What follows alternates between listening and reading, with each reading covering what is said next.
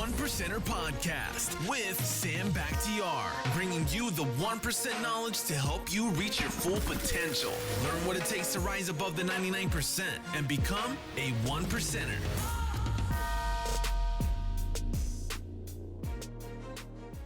Hey guys, what's going on? This is Sam Bakhtiar, the host of One Percenter Podcast, and I have a very special guest. His name is Alan Stein, the author of Raising Your Game, right here in the house. What's up, Alice? Hey Sam, what's going on, man? It's nice to connect with you. It's a pleasure having you here, man. Thank you so much. First and foremost, man, let's talk about your book. I'm intrigued by, Raise Your Game.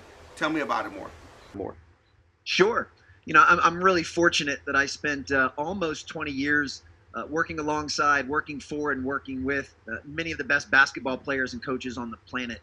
And I really curated and took all of the lessons and habits and routines and things that I saw them do, especially during the unseen hours, and organized that into a book that I believe people can use to, have a positive impact on their life, on their business, in their relationships, in their own performance, really learning what elite athletes did that on how folks can apply that to their life. Now I'm intrigued. How did you get around basketball and all the top basketball coaches and basketball players, and how did you even that start? So basketball was my first identifiable passion, and I fell in love with the game at 5 or 6 years old. And here 4 decades later, it's still a major staple in my life. I was able to play in college. I played at Elon down in North Carolina, and then, upon graduation, realized that I had an equal affinity for performance training and strength and conditioning, so decided to go into the basketball strength and conditioning and performance field. Was very, very fortunate to be a part of 2 really renowned high school programs here in the Washington, D.C. area that have produced players like Kevin Durant and Victor Oladipo.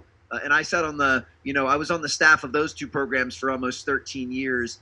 And those 2 programs opened doors for me at Nike, Jordan Brand, USA Basketball, and that's what allowed me to then work events for some of the best players in the world and be able to observe them firsthand. Were you able to get in those, schools? Because I'm sure it's not an easy thing. I'm sure they have hundreds of applicants, that want to be able to be in that position. Was it a process? Did you know somebody, or was it pure luck, or was it just pure being relentless and going after it? I want to know. It's a little bit of all of those things. Now, one of the things that's neat is, I graduated college in 1999. And in 1999, less than a third of consultants at the time. So we can see how that landscape has changed so much just in the last, 25, 30 years, where now every single NBA team and almost every college team has an entire performance division and staff. So the industry in itself has grown tremendously over the last 25 or 30 years. So in all honesty, in the early 2000s, when I reached out to Montrose Christian, which is where Kevin Durant went to high school, there wasn't a ton of competition and there weren't a ton of applicants. There weren't a lot of people doing it. It was right at the beginning of where it all started.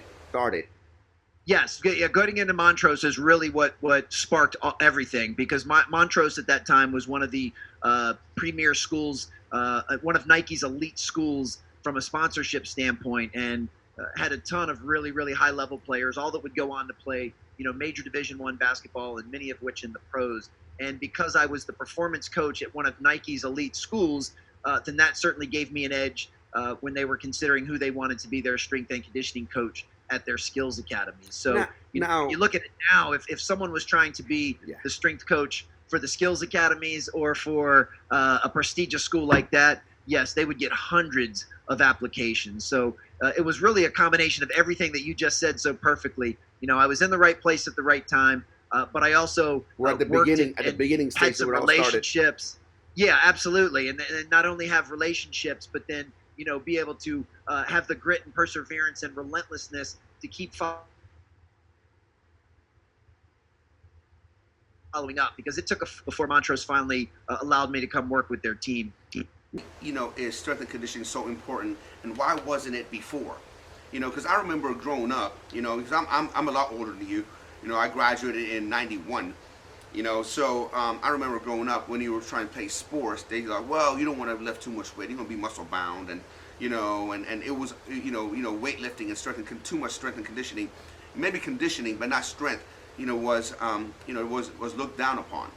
But now we know that's not the case. The right kind of training would actually help you. The right kind of strength training will actually help you in sports.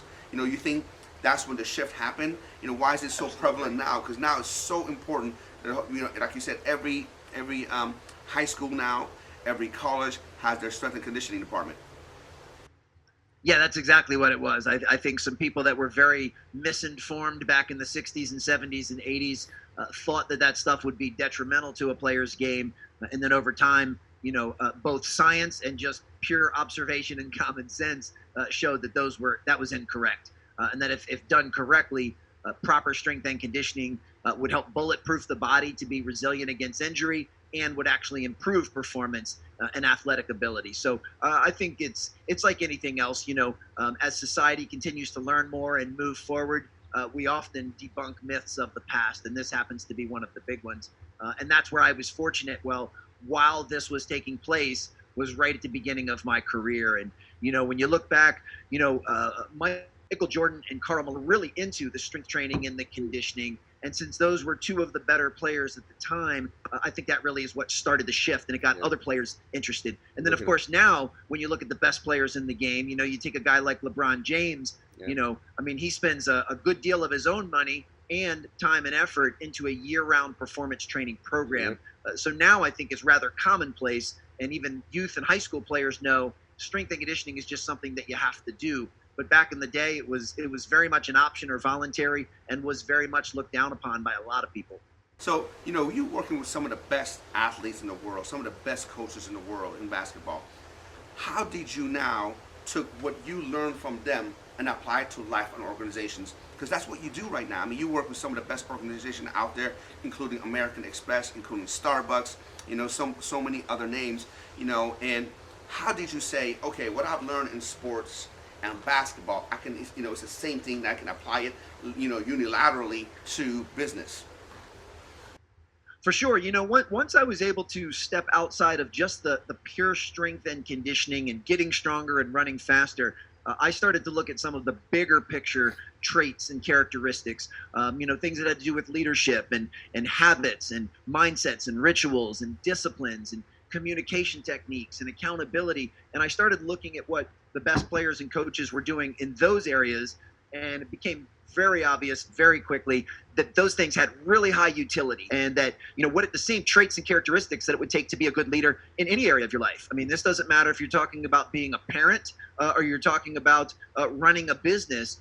The same traits had very high utility, and same thing, the same disciplines and habits and routines that a guy like Kevin Durant uses to become a great player are the same types of habits and disciplines and routines guys like you and I need to be good at what we do. And there was just such high transfer amongst all of this, which is one of the reasons I decided to kind of leave the direct basketball space and start taking these lessons and sharing them with other people, because I saw how applicable they were. I couldn't agree with you more, man. When I was bodybuilding at the highest level, and applying the daily discipline that I learned in bodybuilding, daily discipline that I learned in dieting and following through my meal plans, and just everything that I've done to get to that level, I applied that same discipline, same principles to my businesses, and that's how I give a lot of my success, the credit to that, because it's the same thing. Tell me some of the lessons that, for example, you learn in basketball, that you can, basketball and training with some, people like Kevin Durant and some of the top coaches and athletes in the world, and tell me how some of the lessons apply to that. Give me a few examples. Sure. And what's neat is these will very much parallel your experience in bodybuilding. I've been a fan, a novice of bodybuilding for a long time. Not anything that I've participated in, but not even just bodybuilding, powerlifting athletes, anyone in the strength and conditioning game, because you said it perfectly. It takes tremendous discipline.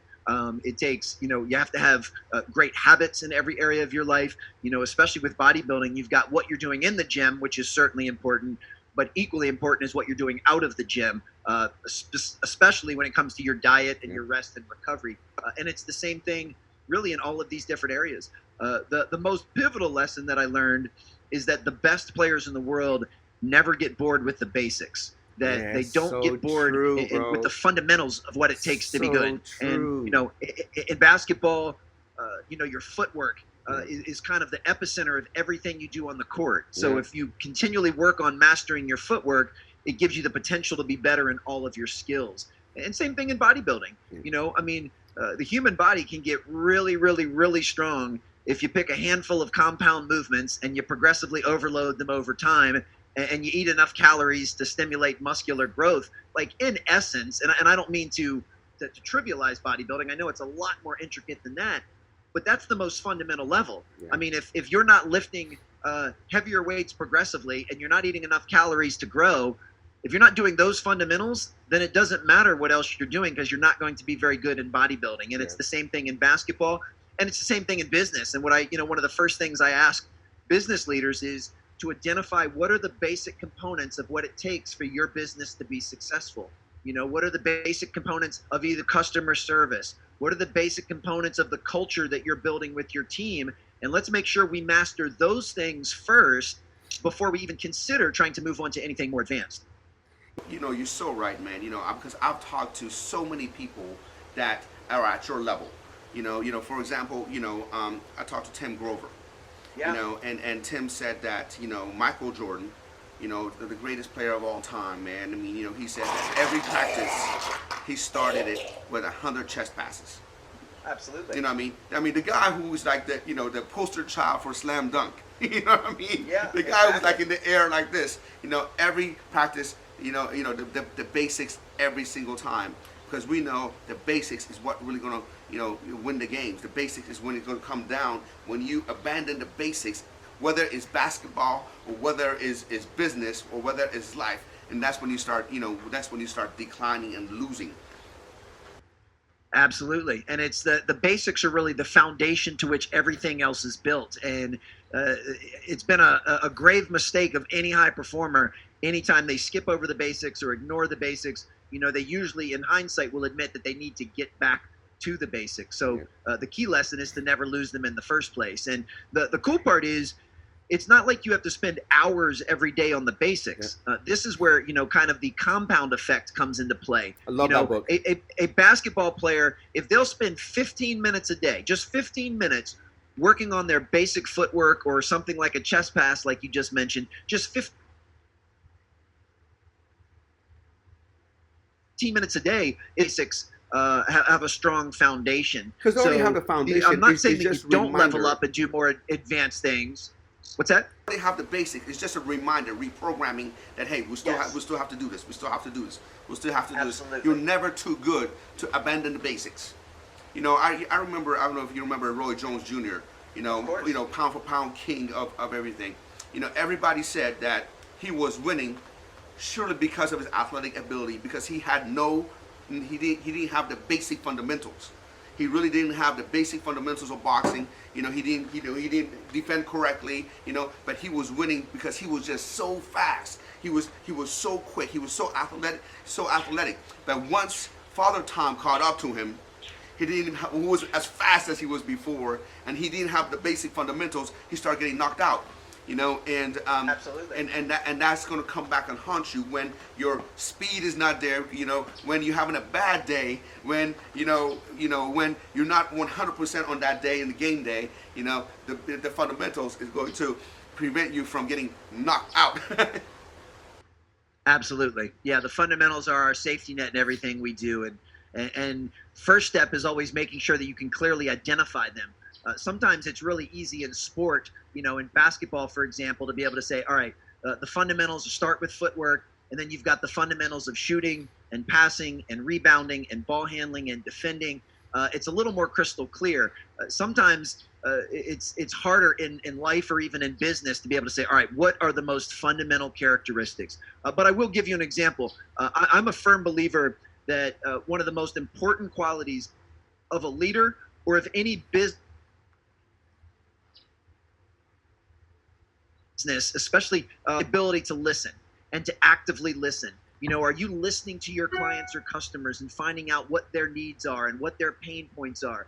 If you're a leader, are you listening to your team for their feedback? So listening is a skill that I would consider one of the basics, and yet it's one that a lot of people don't practice enough to get really good at it. And I can say that if anyone wants to improve their leadership or improve any relationship in their life immediately, they just have to become a better listener, and especially sales professionals. The key to selling is not telling. It's not telling everyone how great your product or service is. It's asking them insightful questions, and their answers, if you are the right fit, will lead them to purchasing your product or service. So listening is one that I say is kind of the footwork of leadership, or the footwork of good service. Bro, that's a golden nugget of the day. If everybody just took that one nugget that you just dropped right now, listening, so we got to go back, and I got to listen. I got to rewind this like 10 times, because everybody, that nugget that you just dropped, whether it's in sales, leadership, or just trying to save your marriage. Absolutely. Every marriage in the world would get better right now if both people were better listeners. And, Bro, and it's a skill that we don't often practice enough, because most people, prefer talking over listening. But it's one that, if you make the time to get better at it and you find ways to improve your ability to listen, you'll see everything else go up. And that's, so for me, if I was working with a sales team, and I do that all the time, one of the basic fundamentals is ways to improve their listening.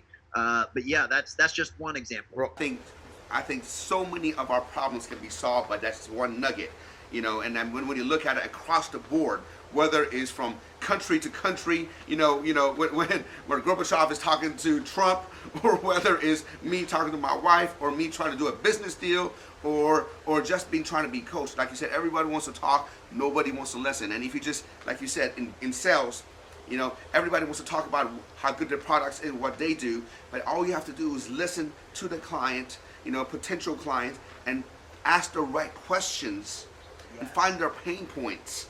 And it's already sold. You don't even have to really sell anything, So yeah, that was so profound.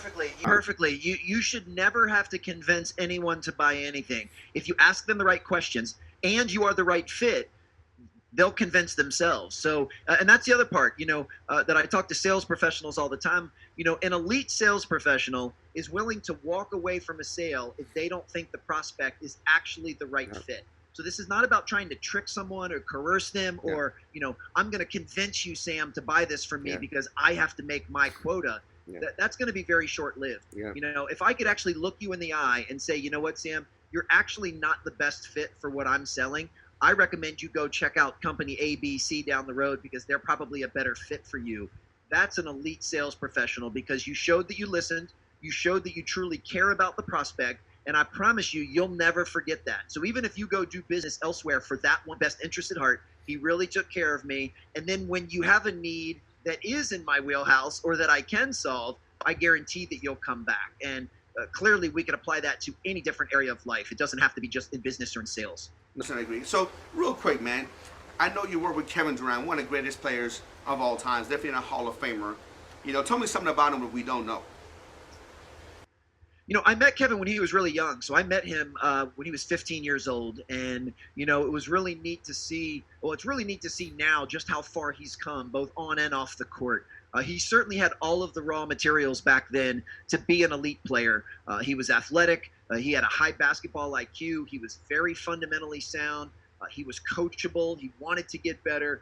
He played hard. He had all the raw materials. And, but I've also met lots of players that have had the raw materials and then they didn't actualize them, or they didn't put in the work during the unseen hours to deserve success. So while Kevin may have had the raw materials, man, he has worked relentlessly over the last, 10 to 15 years to earn the right to be one of the best players in the game. But one of the things that I noticed very early on with working with him, he was very quiet, very shy. He didn't speak much. I can see that. But I will tell you, it was obvious in a few different ways. He was a kid of very high character, and he always did the right thing. That he was a good human being, and that was when I knew that he had the potential to be great, because I knew that he had the character to support how good of a basketball player he was going to be. And in today's day and age, where we see professional athletes all of the time getting in trouble, I was never worried with Kevin on that. I was never worried that he was going to make a really poor decision in some of the big buckets of life that would cost him. So that was what I knew early on. His character would support him being a great player. Very humble person to this day, and how important is, we know how important it is, but talk about how important it is about being coachable. Yeah, coachable, I think, is after you're willing to acknowledge that the basics work. And I think that takes some humility to acknowledge that, because I actually think it's a sign of arrogance when you think, well, the basics don't apply to me. Yeah. I'm so good that I don't have to work on the basics. True. So humility and coachability, those two things go hand in hand. And the best players that I've ever been around were all very coachable. And now what was neat was they all had very high confidence. These are some of the most confident human beings walking the earth, because they've earned the right to be confident, because they've put in the work, but they're always open to getting better. And in fact, these guys crave getting better to the point where they want to find a coach or a trainer that can show them the few things that they're doing that could be improved upon. So being coachable and being open to taking direction is huge. And it does take humility, because you have to acknowledge that in this one very specific area, this person knows a little bit more than I do, and I want to be open to them filling my bucket with their knowledge, and that's key. And that's, I know that there's been lots of players that have hit a lower ceiling because they stopped being coachable, and they thought they had all the answers, and they thought they knew everything. And you said something that I've heard for the first time. You put coachability and humility in the same sentence. Absolutely. Which I've never heard that. Now that I'm actually absorbing this nugget, it's so true. They go hand in hand. I never thought about that before. Because for you to be able to be coachable, you first have to be down to earth, and come to terms with yourself, and humble yourself, to be able to do that. And again, you said that if now, there's, when it comes to playing at the highest level, right? You have to have some kind of to me, you have to be confident in what you're doing. You have to portray the confidence, but confidence and arrogance is two different things, isn't it? Yeah, very much so. I mean, and that's where, and I love the way that you brought that up. That was very insightfully, is that confidence and humility, that they can coexist. They're not mutually exclusive. Yes. I believe confidence comes from demonstrated performance. In bodybuilding, when you get on that stage under the bright lights, you should be confident, because all of the hundreds, if not thousands of hours that you put in the gym by yourself, and all of the times you made sacrifices to eat what was in your best interest to look the way that you wanted to look. You made all of these sacrifices. So when you get on stage, you should be very confident in what, in this case, in your body and what you're presenting to the judges. But that doesn't mean that you're not humble. It's usually confidence without humility. If you take confidence and you take arrogance and you add humility to it, you get confidence. So it's almost like a math equation. So arrogance is when you think you have all the answers, when you know everything, when you think you're better than somebody else. Confident players and confident people in general, they still have that humility. And to me, that is the most attractive combination that anyone can possess. I want to follow a leader that is very confident, but is also very humble. I want to have friends and teammates that are confident and humble. Those are two of the most attractive human qualities. And most people, when you look at the top athletes or even top, CEOs, sometimes they make that mistake. They feel like, okay, if they're humble, that means they're demonstrating weakness. Which means so sometimes they become arrogant and say, no, I know everything. And that's like the beginning of the end, because that's basically saying that you're not willing to learn anything new. You're kind of stuck. You at a glass ceiling here, and you think you know it all. And when you think you know it all, and you're not improving, you're not learning. Every single day, every single thing changes. And I'm so glad you brought it up, because I think coming up in the years, I've struggled with that. And I've learned today that you can be humble. And you can be confident at the same time, which I thought confidence was more arrogance, but arrogance and humility can coexist, but confidence and humility can exist. For sure. And what I found that the recipe to that, at least for my own life, is continually searching for and seeking out people skill set in specific areas than I do. So, I never want to be the most accomplished person in a room. You know, if I am, then I need to find a new room, because I want to surround myself with people that are doing what I hope to do someday at a higher level. And when you do that, one, don't let that rattle your confidence. You know, believe in yourself and trust the process. But when you surround yourself with those people, it'll always remind you, hey, I've still got a little bit more to go. I still can get better. And I want to surround myself with people that can continue to make me better. So it will almost humble you by default, unless you're completely unaware and completely blind to the fact that these people, you know, are performing at maybe a higher level than you are at the moment. So I'm always trying to surround myself with those types of folks, because it keeps you humble. When you look to your right and you look to your left and you're like, man, this guy's really, really good at this thing. I hope I can be one day too. And wow, this lady over here is amazing at this. I hope I can be too. That will help keep you humble. So the company you keep and the environment you create has a lot to do with both your confidence and your humility. You know, so now let's just say, you know, I want to improve my organization. You know, I'll call you. You know, what are some of the steps that you're going to take first to assess my organization and help me take my organization to the next level? Well, first is I want to kind of get a feel for where you are. You know, I would love to get some insight. And this is what's important, because every single human being's perspective is a little bit different. 100%. So if you are the CEO of Sam Inc. and you call me up, I'm going to ask you a series of questions. People in your organization. Can I talk to maybe even your assistant? Can I talk to your VP of sales? Can I talk to someone in each of the departments? You know, can I talk to someone in customer service? Can I talk to someone in sales? Can I talk to someone in research and development? Because I want to get everyone's perspective. And I'll want to get an idea of what things currently do you feel like are going well? I'm going to ask what areas do you see, and can you identify an area of growth improvement? Like where are some areas where there's the potential for you guys to get better? I like that language. We could call them, you know, challenges that you're facing. You know, I don't like to come at someone and say, all right, tell me your weaknesses. You know, I want to put a positive connotation on this, but what areas do you think you and your company can improve? And I'm going to want to make sure that I'm getting this from different perspectives, because your view as the CEO at the top of the org chart might be different than someone that's in sales or someone that's in HR. So I want to collect all of the information. Then I'll ask questions like, well, you know, what potential do you think you have? Like right now, how much, if your sales team were to improve, what do you think is possible for them to do? And then what will it take for us to get there? But then most importantly is frame it in a very positive way and say, okay, what's going to be possible if you make these changes? But also what's at risk if you don't? Like if you identify that these three things are big problems in your company, well, if you change these three things, how bright is the future? But if you don't change these things, then how dark is the future? And get all of that into kind of one and collage. Okay, I asked Sam and I asked 7 people on his team, and they all said this one thing is their biggest problem. So that's probably pretty accurate. Now let's look at what we can do to fix and change that. Because you said, what would happen if you change it? What would happen if you don't? Basically, then you can make an assessment. Which direction do you want to go? You know, then at least you know a clear path on which way that direction is going to take you, man. I love that, man. So let's talk about what you have, what's your plans for the future, what are you doing right now, what gets you up early in the morning, and what keeps you up late at night.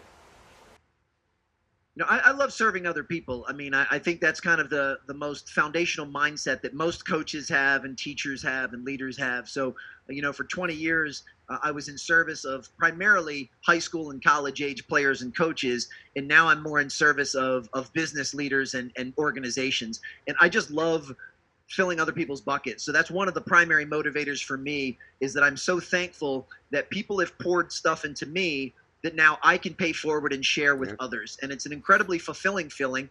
So, I mean, it is a little bit selfish that I love what I do so much. That's one of the things that drives me. But I do believe it's in true service of others, and it helps them get where they want to go. So that's one of the main things that motivates me, especially from a professional standpoint. I'm a very amicably divorced father of 3, so I've got 3 young kids, and modeling good behavior for them, modeling good habits, modeling high character, modeling that I love what I do is also a motivator for me, because I want to set a foundation for my children's successful lives themselves. So those are 2 of the things that motivate me the most. To be quite honest, there's not a whole lot that keeps me up at night, and that's one that's really changed in my life, especially over the last several years. It's not that I don't have problems, and it's not that I don't have anxieties or insecurities. I have just as many of those things as everyone else does. But what I've really learned over the last several years is to put as much focus as possible on the only two things that I have control over, which is my own attitude and my own effort. And that's where I put most of my attention. Love that. Anything outside of that, I do the best I can to let it go. So I do find that what keeps most people up at night are things that they have no control over. Yeah. And I found that type of worrying actually doesn't help you in any way, shape, or form. It's actually a detriment. Yeah, without question. And if I find that my own attitude or my own effort needs an adjustment, then I make the adjustment. It's not going to keep me up at night. I realize that, okay, maybe in this situation, I didn't have the positive attitude that I should have. Or maybe the reason this didn't work out was because I didn't give it my best effort. And that, once again, takes humility to be able to acknowledge those things. But so those things don't really keep me up at night. And at present, most of what I do is in the form of speaking. I do keynotes at events, but I also do half-day workshops and full-day trainings with businesses and go in and really take a deep dive and do all of the stuff that we've been talking about.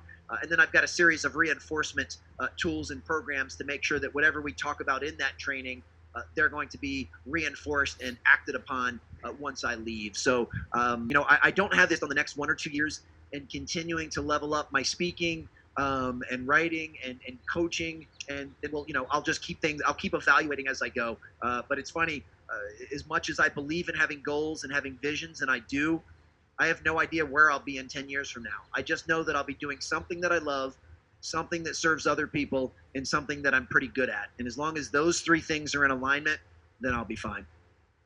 It's been a pleasure speaking to you. I'm so happy that you basically made your passion, your paycheck, basically, going from, what you love to do and applying it to basketball teams, basketball players and coaches, and took that same skill now and now transferred it to, helping businesses and all that. Because at the end of the day, it's a team working towards winning a game. Yes. And you're able to do that, man. And it's been a pleasure having you, man. For those of you, those of us who haven't heard from you, haven't heard of you, tell us where we can find you. Sure. If anyone's interested in the book, you can get it on Amazon, which is where most people choose to do, but you can get it at any major book retailer. It's also on Audible, and I did the read for the audiobook.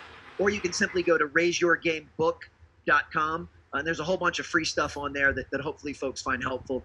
If you're interested in my speaking or my workshops or my trainings, you can go to alansteinjr.com.